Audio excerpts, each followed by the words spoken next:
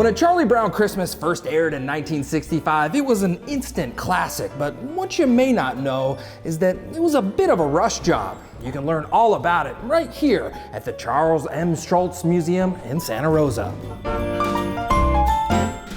You've been done before, Charlie Brown, but this time you really did it. For many families, watching Charlie Brown and the Peanuts Gang on Christmas has been a tradition since it first aired 60 years ago. Basically half the televisions in the United States are tuned into this program. It wins an Emmy, it wins a Peabody Award, and of course becomes an instant classic.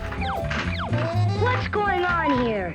A Charlie Brown Christmas was creator Charles Schulz's very first animated cartoon. Prior to that, the Peanut comic strip had been primarily printed on newspapers, but it was the Coca-Cola Company who first asked producer Lee Mendelson if Peanuts could be adapted for television. So they called him and said, hey, how about a Christmas show? And he said, why not? Sure, yeah, we could do that. And immediately called Charles Schulz and said, I just sold A Charlie Brown Christmas. He goes, what's that? He says, we're gonna write it right now. The script for A Charlie Brown Christmas was just 10 pages long, and you can see the original pages at the Charles M. Schulz Museum in Santa Rosa. Charlie Brown, you're the only person I know who can take a wonderful season like Christmas and turn it into a problem.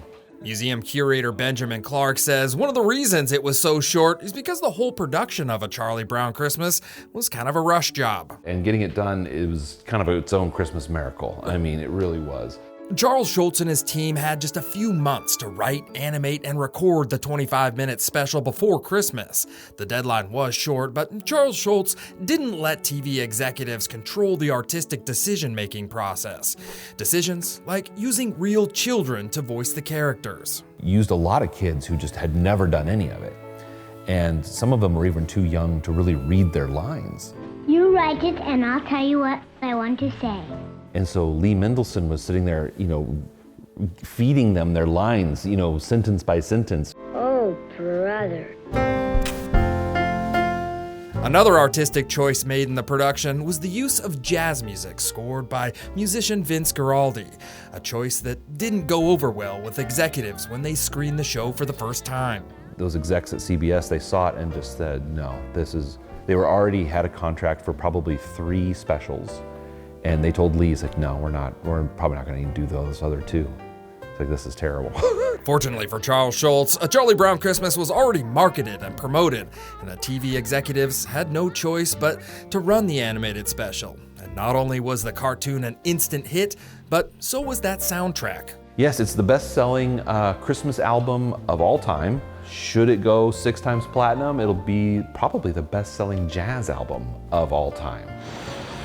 Today, the Charles M. Schulz Museum brings in thousands of people from all over the world to skate on the famous ice rink and get a cup of Snoopy's favorite winter drink. No trip is complete without getting a little warm puppy, Coco. At its core, A Charlie Brown Christmas is a simple story about celebrating what the creator Charles Schulz believed to be the true meaning of Christmas. But the way it was produced helped change the way animation is made. From the Charles M. Schulz Museum in Santa Rosa, I'm John Bartell. Hope to see you on the Backroads.